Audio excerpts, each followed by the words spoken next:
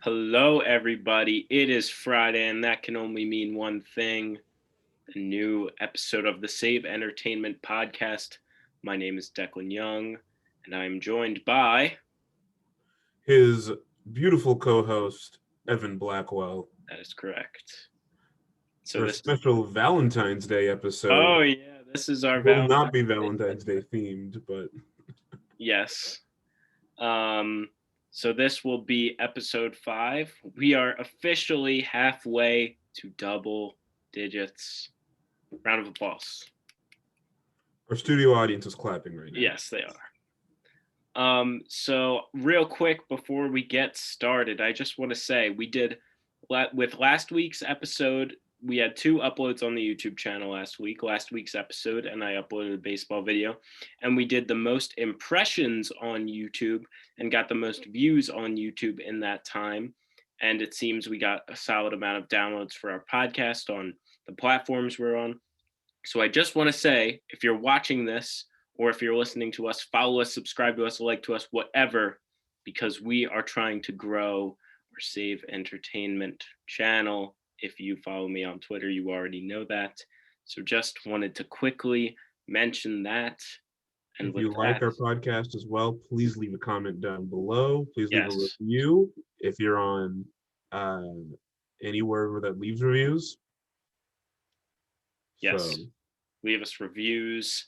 What you can rate us badly, we'll take the criticism, but I would recommend you don't.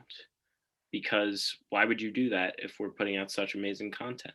We have to say all the obligatory things YouTubers say, like, comment, subscribe, because that is now who we are. Evan, before we get started, how are you today? I'm doing wonderful on this wonderful Friday.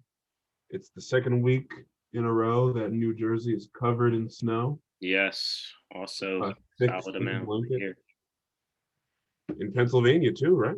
Yes, yeah, and more coming, it seems, possibly this weekend. So stay tuned next week. Maybe we'll give you an additional weather update along with entertainment news. This little Texas boy made a wish on the Dreamstone. Is that what it was called? The Dreamstone, yes. Yes. The Dreamstone might come back up this episode. I'm not teasing anything, but I'm teasing something, I think. Am I right, Evan? Remember the Dreamstone. I Yes. made a wish on the Dreamstone to see some snow this year, and it's really getting me. Okay. It's really monkey's pawing me. Just wish for anything, as one Pedro Pascal might say. It's Well, good, but it can be better. yes. So speaking of Pedro Pascal, he will come up later in the episode. But Evan, there was a big game this past weekend, and I'm assuming what we're going to talk about this game will not revolve around the game itself. We had some trailers drop, not as many as years past usually. Wonder what that's due to. Probably just people not knowing if they're going to get their movies released. But a trailer that did drop of a show that will be coming out soon on Disney Plus is The Falcon and the Winter Soldier. We saw the first, I think it's the first official trailer for the show. I'm not 100% sure. The show I will. believe so. I don't remember. I don't even recall much other promotional material. I know there was some there, but I don't recall too much of it. Sure. So, yeah, I think we've seen bits and pieces of footage and other pieces of promotional footage, but we got a first trailer for that show, and it kind of just looks like a buddy cop between the Falcon and the Winter Soldier, as it is titled. Evan, do you have anything you want to share on this trailer if you saw it? I did see it. I would like to say that it looks very interesting. This seems like a good. It kind of seems different from the typical Marvel tone, which I kind of like. It seems just like a typical like buddy action film or Mm-hmm. action television show. It kind of felt very movie-like, which is odd. I wonder how they're going to. I don't know if this is going to be a mini series in the same way that WandaVision is, or if it's going to be an open-ended run of a television show. Mm-hmm. But from what I've seen, it seems pretty concise. I'm pretty excited for it. I kind of liked the staring contest gag at the end of the trailer. So Mm-hmm. that's my 2 cents. What about you, Declan? Yeah, I obviously really like anything Marvel puts out there. Call me a basic Marvel fan, as I've already been called this week when my one friend tried to explain Tenet to me, and I just said I don't care about movies. I have to think about extensively. So I'm lame, is what I want you to take away from this episode of the show. But I really liked Anthony Mackie and Sebastian Stan's dynamic.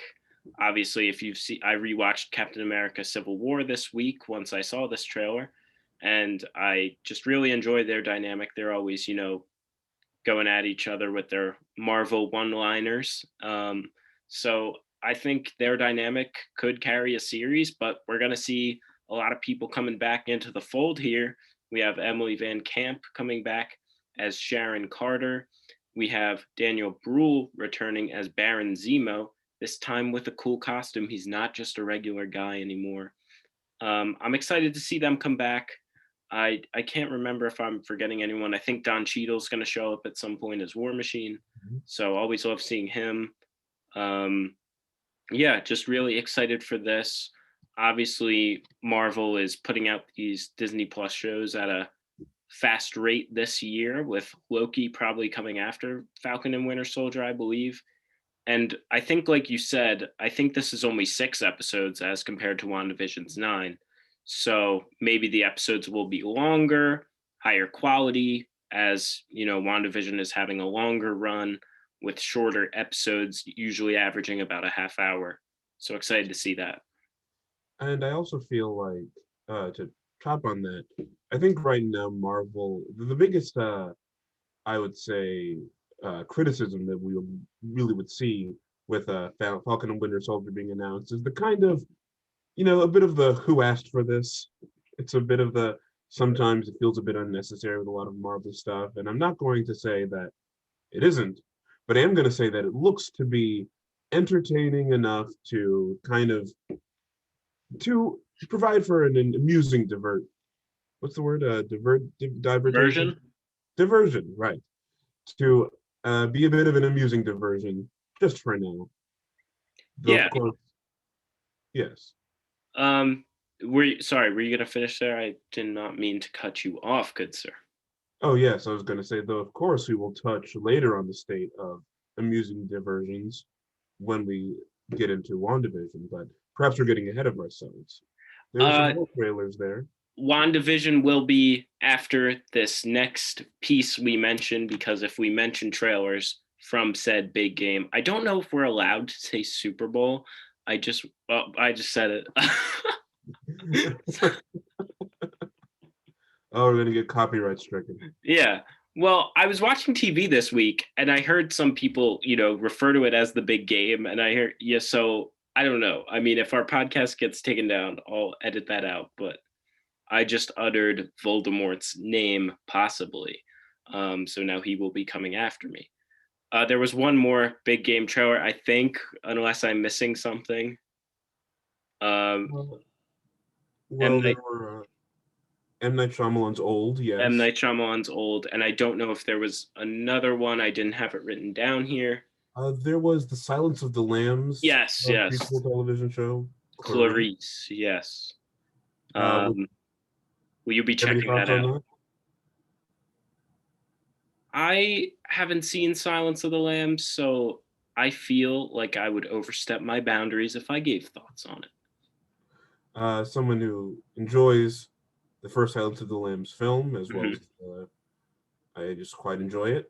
Um, I haven't seen the other films. I know there's quite a lot. I've heard some of them are very good, but I think it looks pretty interesting. I don't know if this is something I'd be interested in watching. It kind of reminded me of that One Flew Over the Cuckoo's Nest TV show they made last year, and another round of the nobody asked for this canon of television, but Yes. it does look pretty intriguing. And from what I've seen, the people behind it have been responsible for a lot of other great television content. So I look forward.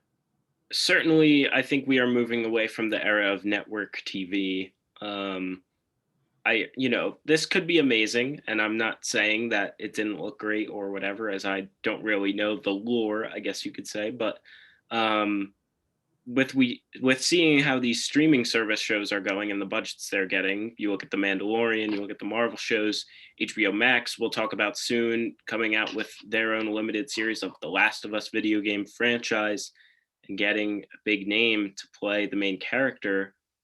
I think we're kind of, I think network TV will always be around, but I think it's among a dying breed, maybe. I agree. It's definitely on an industry that was kind of already on its last legs, that the COVID is kind of coming around with pouring some salt in the wound. Hmm. So perhaps after, the biggest takeaway from this post-COVID world will just be a new world of direct to streaming and direct to video releases. Yeah, certainly seems possible. I do remember one other thing. There were multiple trailers for Queen Latifah's The Equalizer, which I'm sure all the Queen Latifah fans will be watching. That does not include me. Evan, does that include you? Does not include me. I have not Didn't think so. seen. I've seen the second Equalizer movie. Hmm. I found it to be pretty amusing for the parts that I was awake. So,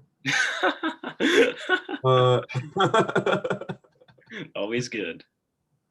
that's my review of, I think, the Equalizer franchise. Okay. Pretty good for the parts I was awake. Yeah.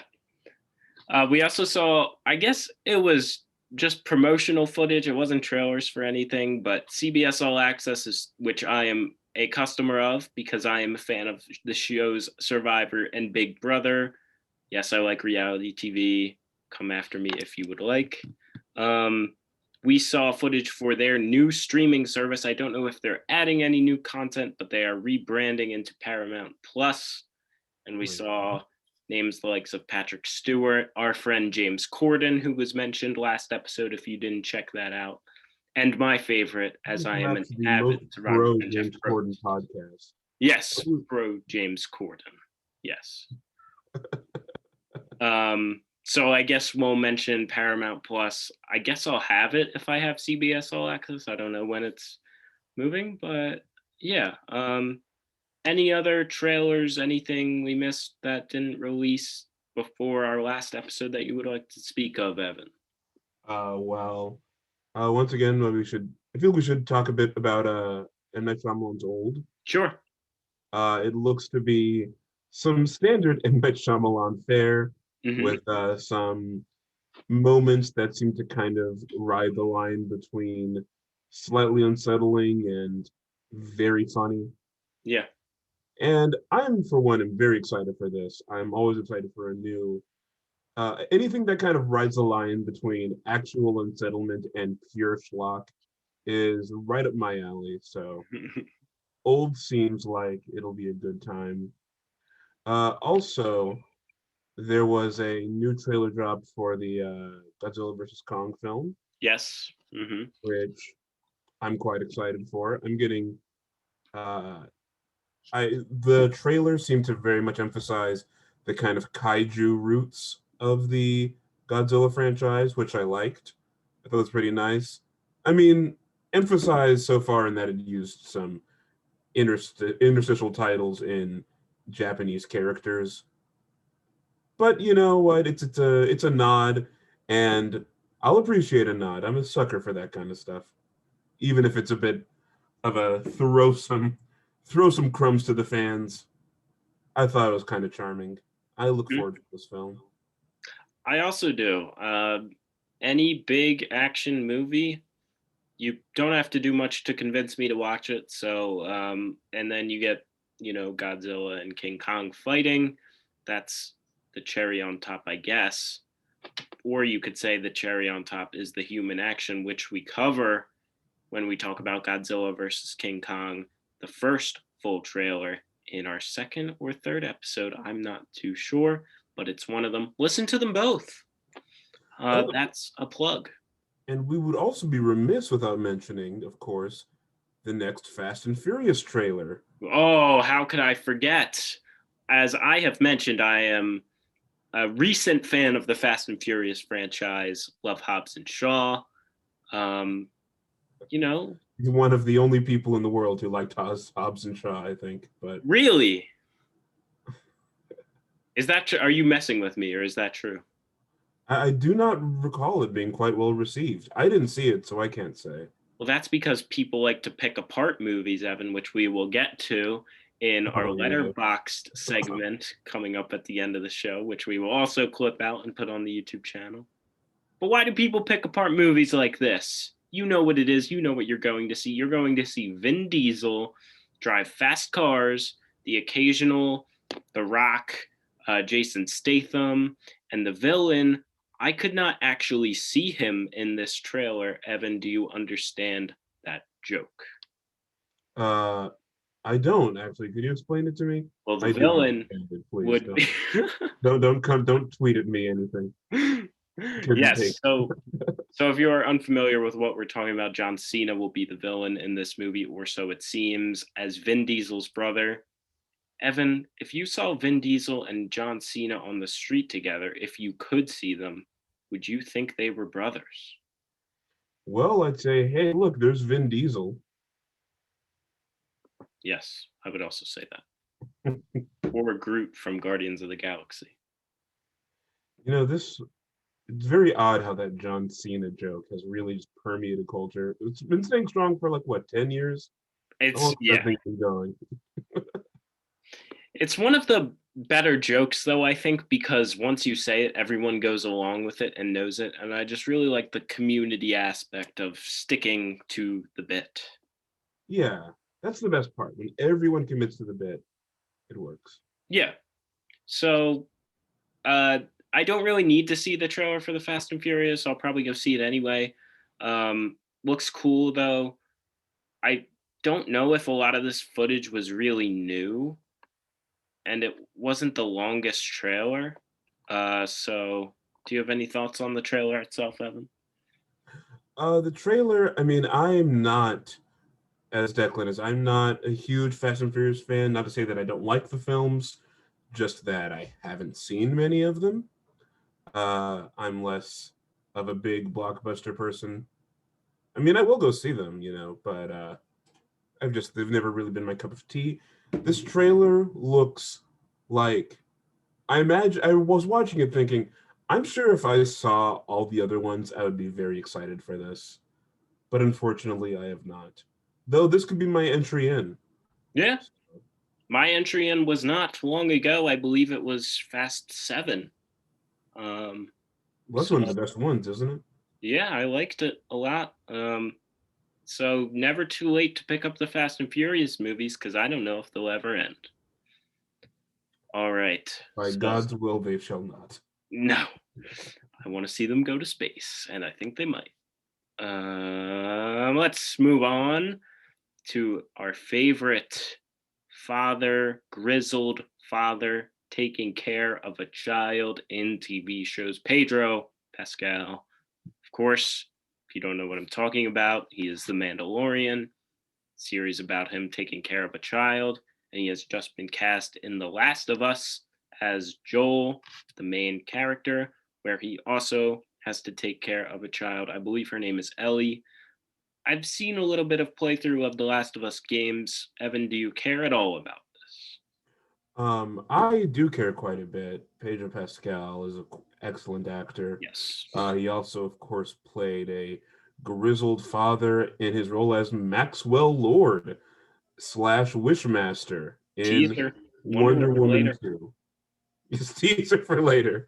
But in his role in the, of course, critically acclaimed sequel to Wonder Woman 1984, and The Last of Us. I know this movie has been, correct me if I'm wrong, but I believe it's been stuck in development for, I think, about 5, 6 years now. It's gone through several different directors and I think they've struck gold here with Pedro Pascal. So I look forward to this. I always love it when a big name actor, when you see them in a horror movie, it's always fun to watch. So I Yeah, cannot wait. I think this is actually a series, HBO Oh, Max original series. Yes. So maybe it's a limited one. Obviously, the second Last of Us game came out last year, so maybe they'll do only 2 seasons. Maybe they'll expand further upon it. Who knows? Um, I correct me if I'm wrong, as you said earlier, but I think the series or movie that went through a bunch of different directors was the Uncharted ones that was in development. Maybe Last of Us has been too, and it's just a coincidence. But I know there was some turmoil there, and they finally got Tom Holland to play young Nathan Drake, and that movie I think is happening. Um, so really good for Pedro Pascal, obviously. I'll be really interested to see how this, if this will at all affect his schedule with The Mandalorian. His career is on a very upward trajectory, and he seems like uh, someone everyone likes to watch. So good for you, Pedro Pascal. He's so likable. Mm-hmm. Um, Pivot to someone who might not be as likable as Pedro Pascal. Ooh, controversial, controversial. Um, let's disclaimer. This is obviously going to be about Gina Carano. We are not going to try to get political on this show. We will try to take an unbiased take.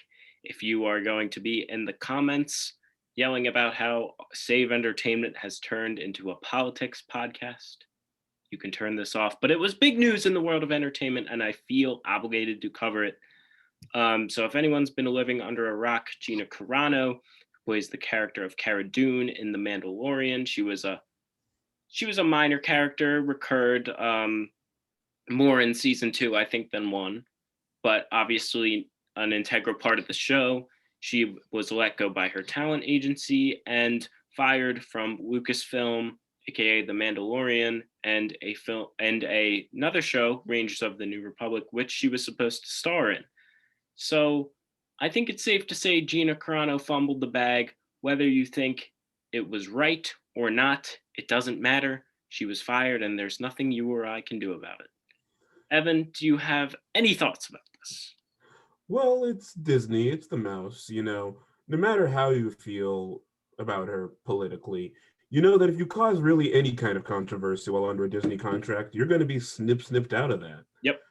So, regardless of what she said, of course, whether you agree or disagree with her is not for us to decide. There are plenty of other funnier political podcasts where you can hear people's 2 cents about this, but the Disney star got fired for saying something controversial. I mean, it's not the first time it's happened. It won't be the last. I mean, that whole James Gunn incident was like, what, 3 years ago? Yeah. They hired him back, though, so, Mm-hmm. who knows? After all the Guardians of the Galaxy released a post with all their signatures. Look at that. Right. Though, I don't know. I mean, I don't remember what it was with James Gunn. I will say I do enjoy the films of James Gunn more than I have enjoyed so far the films of Gina Carano. So, if Gina Carano eventually comes back after everyone's forgotten about it, which I'm sure will happen, then who knows if that'll be a good or bad thing. Mm-hmm. Uh, this is just, of course, non-political podcast. We're not going to Yes. take a side on whether this is good or bad, but I will say it's pretty funny. Yeah, just for some Always funny context. watching Disney drama, Disney controversy. Yeah. Well, just for some context, Gina Carano is conservative and she is not very silent about it on social media, which, that's her choice. She has freedom of speech. People thought that it was not right. Some of the things she was sharing recently, the other day, which was the last straw, I guess, was she shared I don't know if it was an article, something, it wasn't something she wrote, I think, but it was comparing being on the right in America today to being a Jew in the Holocaust in the 30s, 40s. Which, of course, if you're the star of a children's show, maybe is not Yes. best thing to be putting on your social media. Mm-hmm. And there have been some things that I've seen, I've tried to read up on this. I've tried to, I'm not going to give a take on how I feel about it. Gina Carano was fine in The Mandalorian, when she showed up, I was like, cool, she punches people, whatever. Her acting was fine. But this issue is one that obviously a lot of people take offense to, which is so wild nowadays that people take offense to things on social media. Um, and, I guess that post was the last straw. She had probably been warned by Disney in the past. I think you can find articles proving that. Um, and they just cut her loose after this one. If you want to see a really unbiased, fact-based video regarding this situation, I'll link it below. This channel I really enjoy called The Real Rejects posted about a 20-minute long video. Just, they looked into it, they saw both sides, and I'm gonna have to agree with what they say. You play with matches, you're gonna get burnt. So go That's ahead, Evan. so I agree with that take. If instead of being conservative, I'm sure if she had posted, I don't know, some like Maoist stuff that was about, hey, landlords need to be executed. I'm sure she would be like, she would be also fired for saying that. It's not even an ideological standpoint. I certainly don't think that one of the biggest corporations on earth has somehow taken some kind of staunch left-wing stand on Sure, what sure. their people can say. But this is definitely just, hey, you're going to start controversy and you're working for one of the biggest entertainment corporations ever. They're going to snuff out that light, Yeah, definitely. Now, yeah. of course, Gina Carino's landing on her feet, starring in, of course, a new picture released by critically acclaimed studio, The Daily Wire, produced by noted political commentator Benjamin Shapiro, Yes. known for his whip smart takes. Better humor than Marvel. Oh yes, of course. Hmm. Known for his his wonderful sense of humor, his Hmm. amazing lyrical reads. Yeah. Yeah. So, I mean, I don't think there's a better rebound than that. So, Really landing on her feet, of course. yeah. And a project that we can only imagine will be as high budget and as critically acclaimed and as well Possibly even more. received as this major Star Wars franchise. Hmm. Landing on her feet, I would say. Yeah. Yeah. So, sorry if you don't like controversy. I felt as an entertainment podcast, we should cover some big entertainment news. And there perhaps wasn't much bigger than that this week. There wasn't much more news. So I'm sorry if you felt that we sided with one side of the situation, but that's the news. So, Evan, there was other controversy. Is it controversy or controversy? I've heard I think controversy before. controversy is British. Okay, well, I And like of course, we are controversy. an anti-British podcast, though. So we are the most staunchly anti-British podcast on. Yes, yes. So, Evan, there was some controversy about the film Minari. I am not going to lie, I am much less familiar with this than you are, so you can take the reins on this if you want. So, of course, Minari was nominated for at the Golden Globes for Best Foreign Language Film, despite the fact that I believe a majority of the film is in English language, and it was produced in America by a team of largely American creatives, and so thus is ineligible for winning Best Actor, Best Picture, so on and so forth, which has caused a lot of controversy, especially after Parasite last year won Best Mhm. Picture, a film that is entirely in Korean. So that's kind of the lowdown of the controversy. I feel that, especially for the Golden Globes, which are run by French people anyway, they should probably. I don't get why the foreign language category really still is a thing. Just after the Parasite thing, just include them with all the other films. if it's popular in America, if it became popular enough in America to be listed, then it should be popular enough to win. That's my take. That's my 2 cents. Super controversial, I know. Controversial. Controversial. Yes. I agree 100% with what you're saying, and it's not just because you are talking to me right now. If if a foreign language film can win best film at the Oscars, and you know, that's just an unfortunate circumstance, I guess you could say.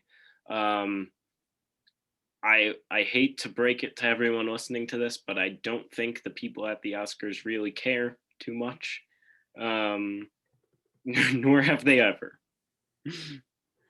Well, we all know the Oscars to be a 100% objective take on who is the best film of the year. Hmm. That's why the Oscars have famously never been wrong and never nominated a bad film. Of Yes, course, I thought Chicago was the best film of whatever year it came out in.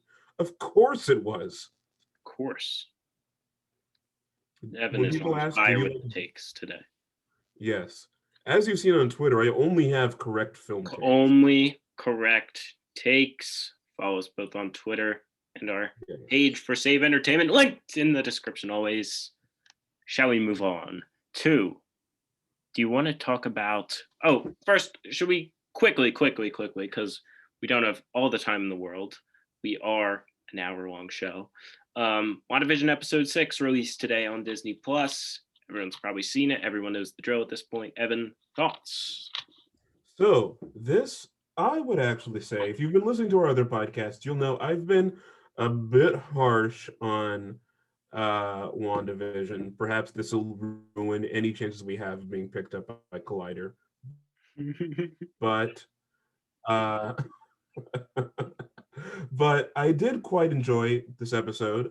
I think this is the only one. So obviously, if you know how linear time works and have been watching WandaVision, you'll get that this episode is a parody of the radical 90s, which I think this is the only stylistic parody that I found funny and not overdone. Hmm. Once again, obviously, my biggest issue is that they did these parodies of like 50s and 60s sitcoms, but they never really did it to any kind of subversive or satiric effect. It was more like, oh, weren't these shows funny? And it's like, yeah, but there's a billion movies about that.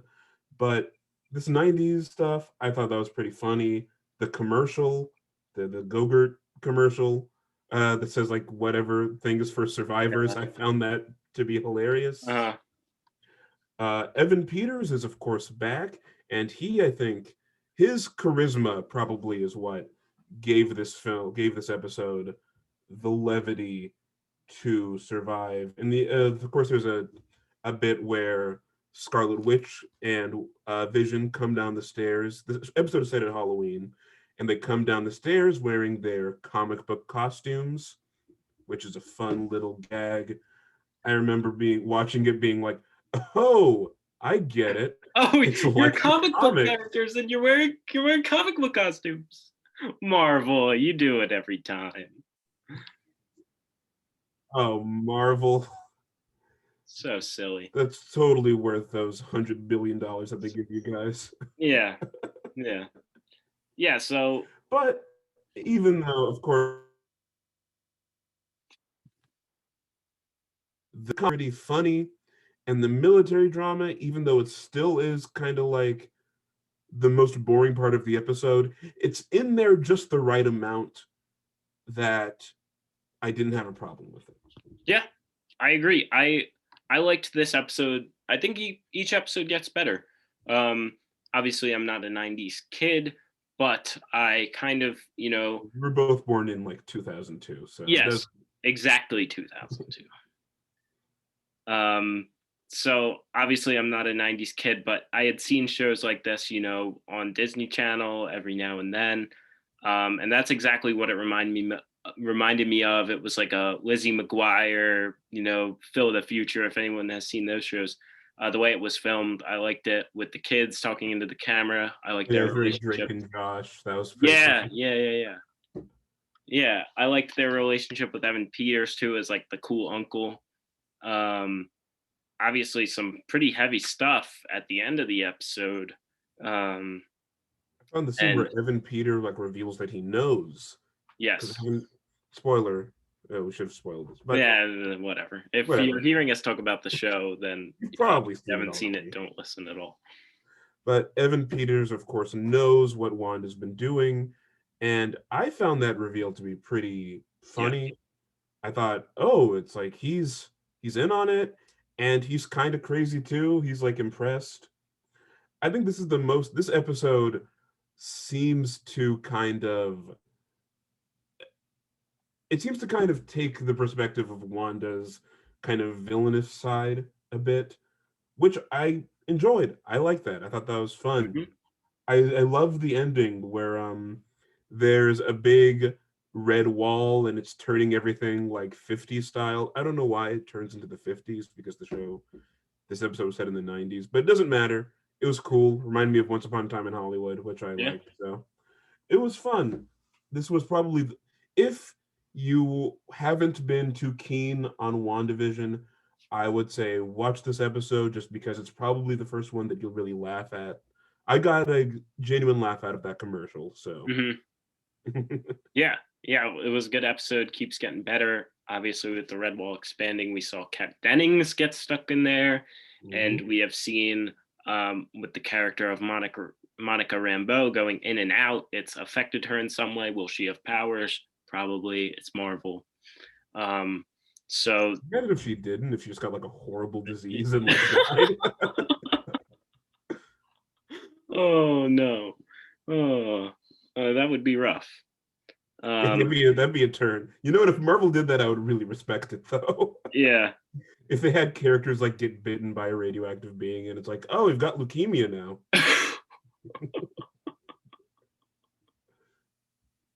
Sorry, you can't turn into Spider. Not everyone can turn into Spider-Man. Okay, so that's our WandaVision coverage for the week. Moving on very quickly, covering some things. The Powerpuff Girls is getting a live action show at the CW. Interesting. And Scooby Doo is getting a prequel, I believe. Is it centered around Velma? Right, it's centered around Velma. We're gonna see how Velma started, how she came to be. Now, of course, I have been, as you know, the fans have been clamoring for a dark and gritty Velma show, Hmm. and now we're going to be answered with it. Who knows who will be cast to play Velma? Uh, of course, the Scooby Doo live action show from the 2000s. Unfortunately, I'm sure we probably can't use any of the cast from that.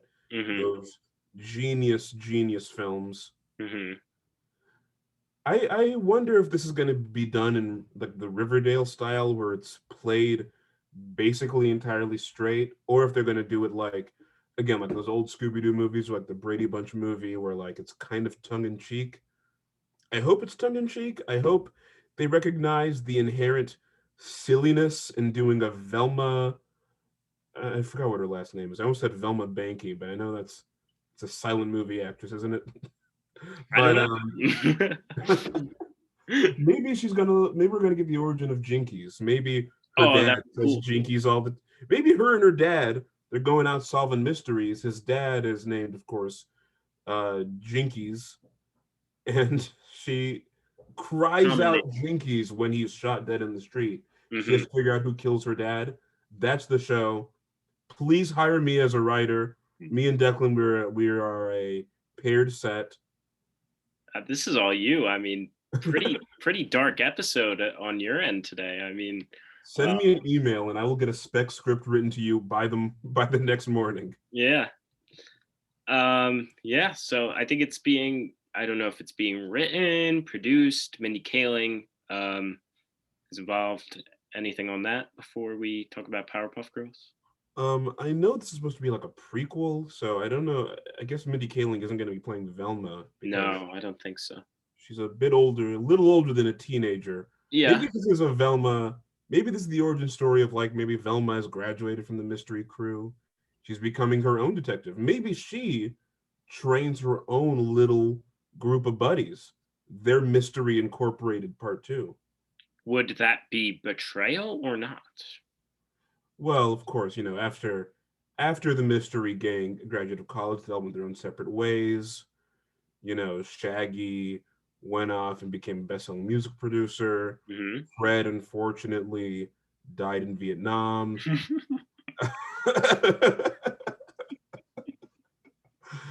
But yeah.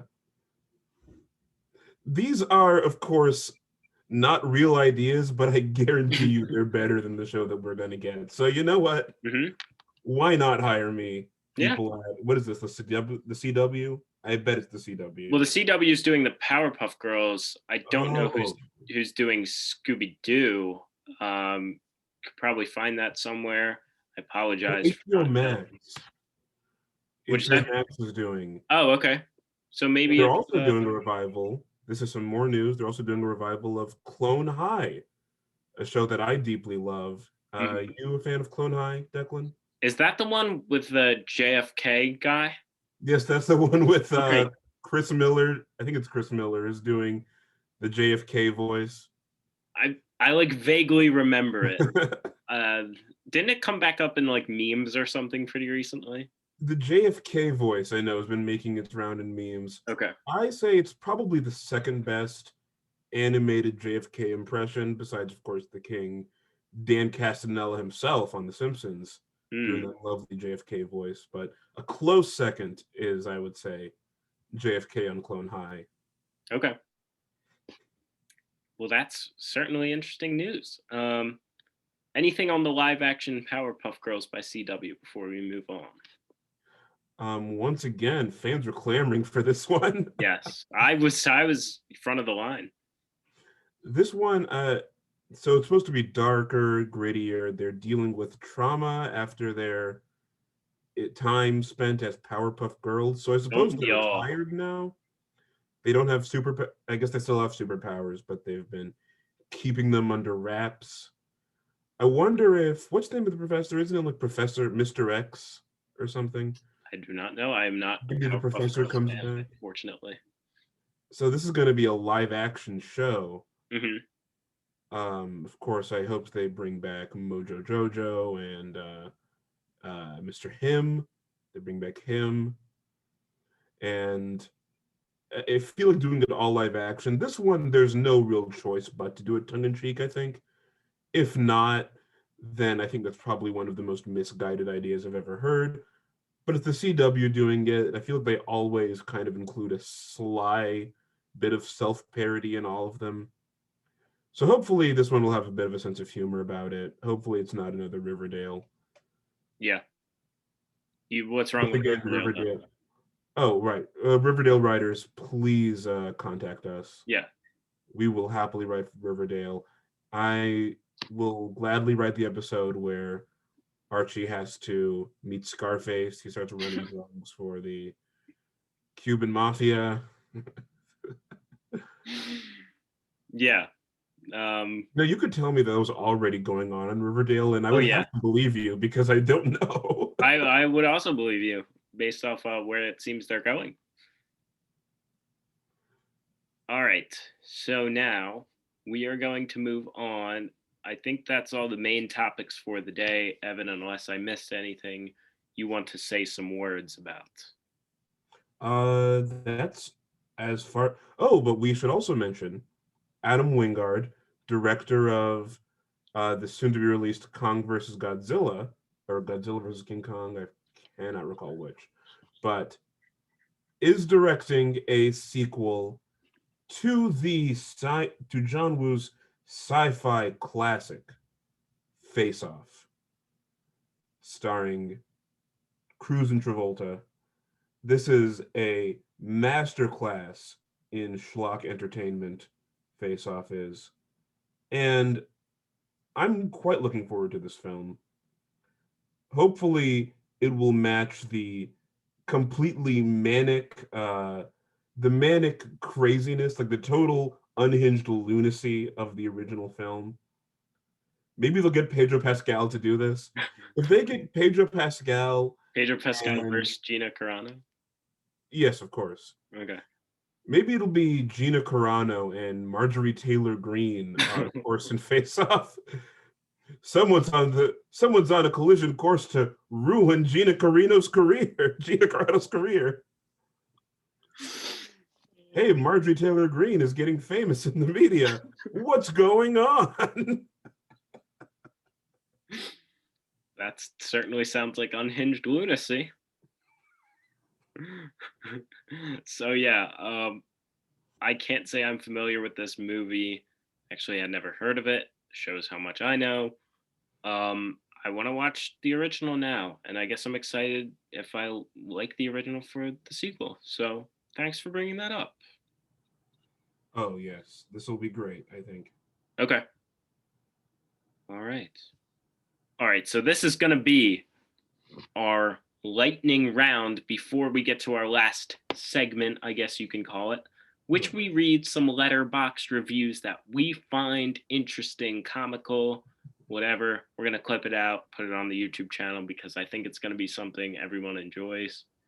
So, Evan, I'm going to give you around 10 topics that you may have seen throughout the week, you may have not, in 5 words or less.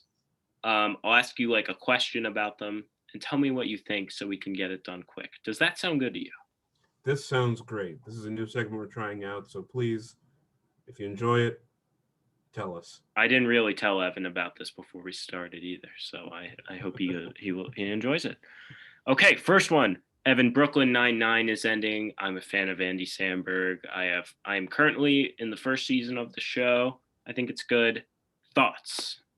Okay, 5 words or less. Already This used 3 there. is bad. You want it to continue? Yes. Okay. Yeah. Sad. Like the cast. Sad. That's my 5th word. 5 words. Evan, John Cena's series on HBO Max centering around Peacemaker, which he will be playing in James Gunn's The Suicide Squad, will be coming out in 2022. Thoughts? First of all, I thought they already made an Invisible Man remake, so I don't know. Okay, that's enough of that. Anyway, I think this looks pretty good. Actually, what am I saying? It doesn't look that great at all. But, I'll probably end up seeing it anyway. We'll probably talk about it on the show. It's a bit too early for me to say yet. You at least clocked like 50 words there. I'm kidding. I don't care. Evan, Sonic the Hedgehog has a sequel coming out. If you didn't know the name, or if you don't know the name, what would you guess the name would be? Sonic the Hedgehog 2. That's it. Sonic the Hedgehog 2. Nailed it. Jason Momoa reportedly offered the role of Knuckles. We'll see if he takes it. Ben Schwartz should be back as Sonic. Tom Holland says no Tobey Maguire or Andrew Garfield will be in Spider-Man 3. Evan, do you buy this or do you sell this? I'm buying this low. I'm selling it high. Based on this news alone, I will not be seeing Spider-Man 3. I was only really seeing it to see the return of Tobey Maguire. But if they let Sam Raimi direct one MCU film, then I'll consider it even, because that will probably be the first MCU film that I will be. Well, he is. He's directing Doctor Strange 2. Did you not know? He is? Yeah. Oh, happy day, oh, happy we. Yeah. Well, very rare that we agree. Yeah. Tom Holland's lying. He's spoiled things in the past. Get out of here if you believe that. Jared Leto, a picture of him in Zack Snyder's Justice League was released. He has longer hair and no tattoos. Evan, was this picture, did it tickle your fancy? Saying? I don't know. Tickle fancy, it is a saying. Okay. This picture gave me relentless psychological torment and caused me to have nightmares for days after seeing it. I think agree. that this is an image into a truly kind of unhinged Joker. Yeah. I think that Jared Leto is going to be a fresh take on the classic character.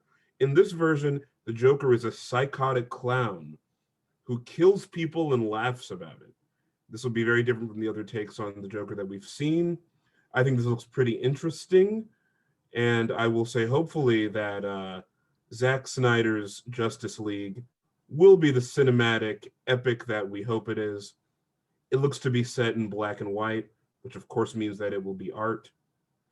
There's never been a bad black and white movie ever produced, especially ones that were made recently. I wholeheartedly trust Zack Snyder's directorial debut. He gave us such classics as Sucker Punch and Batman vs. Superman, and had a hand in the first version of the Justice League, which of course I loved. Classics all around. So I would say that this film looks only well. Jared Leto as the Joker in this definitely doesn't look like Tumblr fan art. He definitely looks like a real character who's going to be a very big part in this movie that's going to be probably very good. So, what's our next topic? Our next topic is that they're remaking, I forget who the woman that they announced is doing this, but they're going to attempt to remake The Wizard of Oz. Evan. Oh, yes. W, L, or N. Win, loss, or N. N means neutral. N means you don't care. N, neutral, first of all, fun fact about me, I never saw the original Wizard of Oz until I was about 15 years old. I didn't grow up with it. I wasn't that big on it as a kid. Well, like, I saw it on TV, and I was, like, sort of enamored by it, but, like, ever since I was a kid, that wasn't one of the movies that really stuck with me. Like, the first time I ever watched it with a kind of a mind to really enjoy movies was when I was 15 years old. And I thought, it's a nice film. If they do a dramatic reworking of it, I mean, we've seen this formula be super successful with soon-to-be classics such as the Tim Burton Alice in Wonderland remake, the Tim Burton Willy Wonka remake, both of those being such excellent Academy Award fodder films. And I'm sure that The Wizard of Oz remake will be no different. I'm sure this will be 100% necessary. I'm sure it'll be entirely... Well, didn't Sam Raimi already do one of those? Oz the Great and Powerful? Yeah, James Franco, right? Right, that was like a prequel. Yeah. I remember hearing that one wasn't that bad.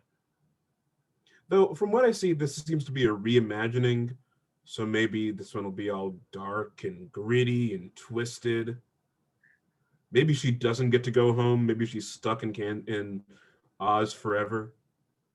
Maybe it's going to be a crossover with the TV show Oz. Could be. Dorothy lands up in a state correctional house. Nicole Cassell, sorry if I butchered that name, is tabbed as the director. Just looked it up. 2 more quick topics. Disney has shut down Blue Sky Studios, I believe the name is. They made films like Rio, the Rio franchise, the Ice Age franchise, and the movie Robots. I don't know if this will be absorbed into Disney's current regime. Evan, how do you feel about this? So I really enjoyed Robots. That's a movie that I did love, that did kind of stay with me. And I also remember really liking the Horton Hears a Who movie, which I know they also did. I remember that one being pretty tight. It was a pretty tight film.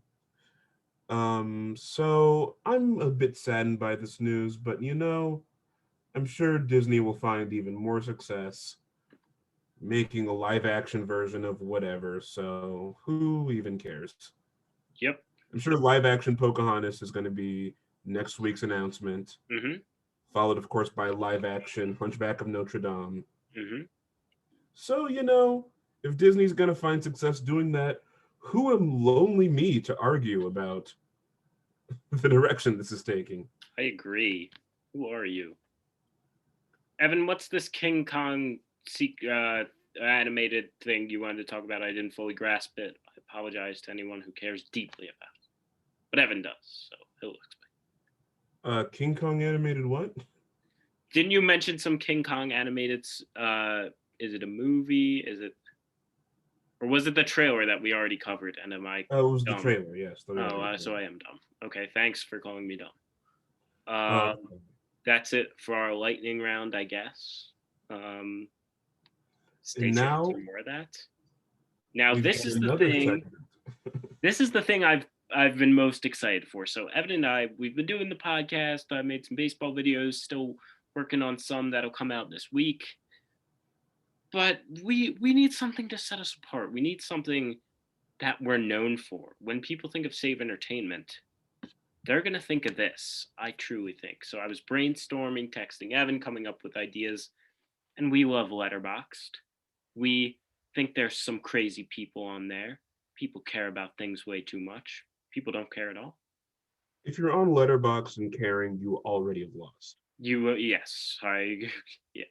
Um, If you write your thing out in notes and then you copy and paste it into Letterboxd, you've lost immediately. you're not doing anything right.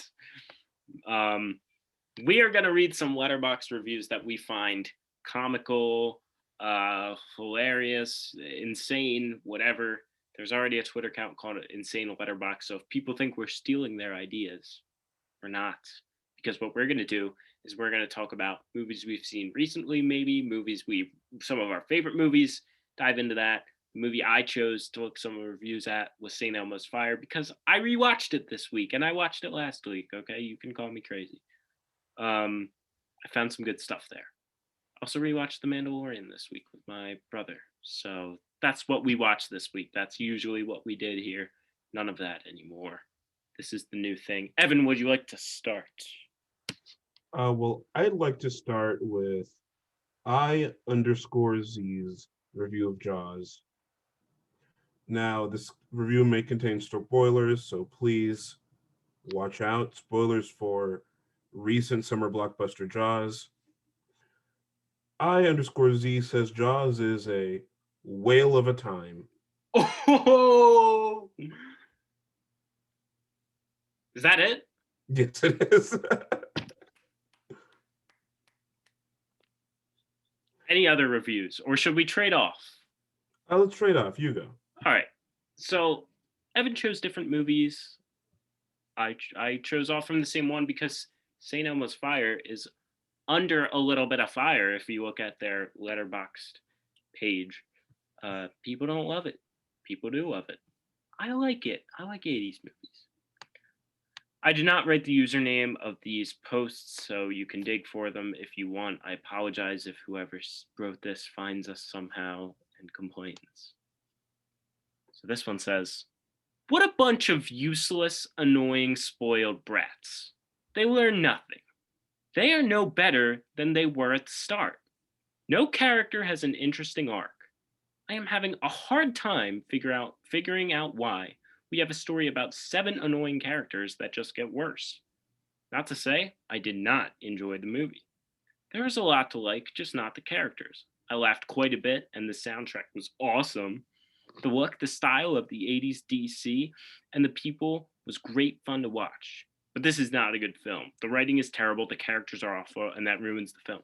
So they start off bad, they pick a bone with the film, then they say, you know what, it's actually good. Then they end with, this movie is terrible. Good job. Really, really took both sides there, like we did with the Gina Carano story. Exactly. I'm glad to see some bipartisan hate for from people who like it and people who don't. Apparently, both to come up with a consensus. How many stars did they leave? I also did not write that down. For future reference, I will start doing that. But I was up late last night finding these. Go ahead, Evan, with your review from Eric Shiska, Wonder Woman 1984. More like Gal Gadot.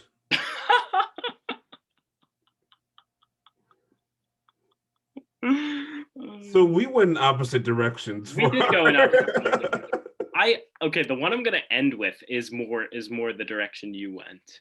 But I think this is a good dynamic nonetheless. So this one this one might be my favorite one. This is still St. Elmo's Fire. I'm sorry I obsessed over this movie, but I thought the Letterboxd content on there was too good to not share. So this one says, excruciatingly boring emotional drama about a group of friends who all seem to hate each other and want to love each other at the same time. Emilio Estevez's character was the only one who actually had an entertaining storyline. The rest of the characters were tolerable, except Rob Lowe and Demi Moore. Holy crap, I hated both of them. Another review called this a horrendous relic of the 80s. I have to agree. And the awful score of this movie is another thing I'm glad we left behind. I hope to never experience this level of sappiness and emotional overcomplexity in my own relationships. So you may think this is just someone who disliked this movie. Why I'm sharing this is because they say Emilio Estevez's character was the only one who actually had an entertaining storyline. If you're unfamiliar with this movie, Emilio Estevez stalks someone the whole movie, drives like 3 hours to go find them at like a ski lodge, and just like is a creep the whole movie. He's the worst one. I mean, you can complain about the characters being bad. That's never been an issue with me. Yeah, they're bad people. But I just thought this was of all the bad takes, this might have been the most interesting to me. I am less familiar with St. Elmo's Fire. Mm-hmm. I have seen it, but I've seen it like I wasn't in a good place to remember it when I saw it. As in, like, I Okay. watched it while I was doing other stuff, and then I came back and like it was over. And I was like, oh, cool. Well, I've seen it, even though knowing consciously that I haven't really seen it. Yeah. It's on But Prime Video, so oh wow. Oh, yeah. hey.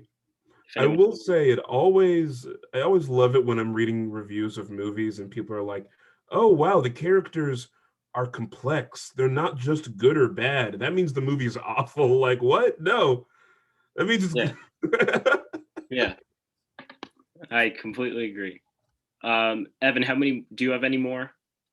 I have one final review I also have one more. Okay. from Lunch Enjoyer Mm-hmm. for from Lunch I think we could. Enjoyer Yeah. from for Abel Ferreira's 1992 crime classic, Bad Lieutenant. He says, "This is one of the worst lieutenants of all time." Hence the name, maybe. Now listen, I don't know about you, but these are all the best reviews I've seen on Letterboxd. Yeah. If you're on Letterboxd and this probably makes me a hypocrite because I've been guilty of this several times, Mm-hmm. but the more paragraphs your Letterboxd Oh review yeah. has is inversely proportional to how insightful it is. I saw someone write a full outline for St. Elmo's Fire on how like flawed each character is, and they went character by character, and I was gonna share that one, but then I was just, like, no, that person has probably endured enough sadness if that's what they're doing with their time. See, it depends for me. It depends on how I'm feeling. If I'm just ready to like write an essay, Yeah. or if I'm ready to write like a long write up about a movie, like if I really liked it, I'll be like, oh yeah, this was really good. I very rarely will write that much about a movie I don't like unless I'm having fun with it. So, check out my Wonder Woman 1984 review for that. Yeah. But otherwise, keep your Letterboxd reviews short and concise, Yes. or make them funny, or make them interesting. Mm-hmm. Self-plug for my review, of course. I recently left a review of the Zapruder film. I said it was mind-blowing. Mm-hmm. Now, I imagine someone else has made that joke before. Mm-hmm. I would imagine. Don't tell me. Okay. Don't tell me if they have. Okay, I won't. I can only take so much suffering. Yes. Can't we all? All right, so this is the last one I would like to share. Same movie. I'm sorry, I'll diversify it more next week if you care at all. Or if you don't, here it is. There's a quote in this movie, and this review referenced it, and it says, "This movie asks some timeless questions, like, do you still like Woody Allen movies?"